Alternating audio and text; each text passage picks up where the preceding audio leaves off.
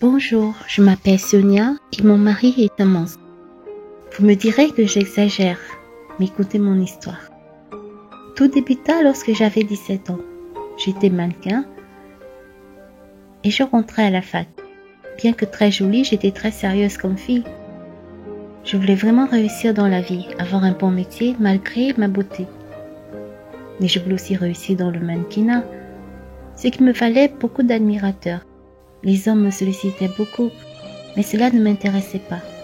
Un homme en particulier avait retenu mon attention. Il s'agissait de mon voisin, Anatole. Il avait aménagé près de chez moi, il y a des années.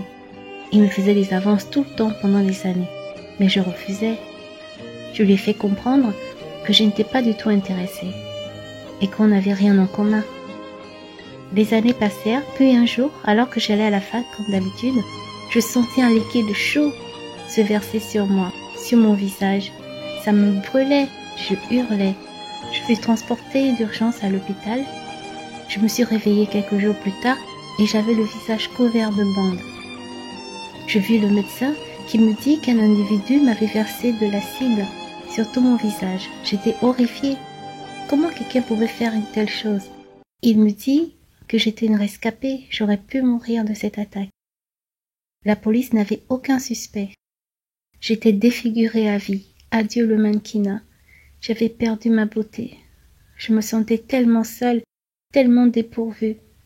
Heureusement, dans cette épreuve, je pouvais compter sur mon voisin, qui vint me rendre visite tout le temps à l'hôpital. Il m'apportait des fleurs, des cadeaux. Et de fil en aiguille, j'ai commencé à avoir des sentiments pour lui. Petit à petit, je tombais amoureuse de lui. Il faisait tout pour me réconforter. Il me demanda un mariage et quelques mois plus tard, nous nous marions. Je pleurais souvent de ma beauté perdue, de mes rêves brisés. Mais je m'étais faite à cette vie. J'étais mère au foyer et nous avons eu une fille ensemble. Des années passèrent. Puis un jour, le téléphone sonna. Coup de fil, on m'annonça que mon mari Anatole avait eu un accident. Il était mort sur le champ. J'étais terrassée.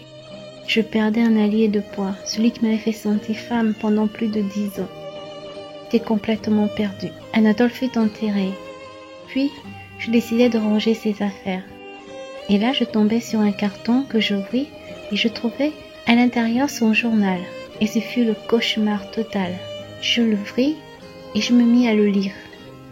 Dedans, il était écrit que c'était lui qui m'avait versé l'acide dessus. Je n'en croyais pas à mes yeux.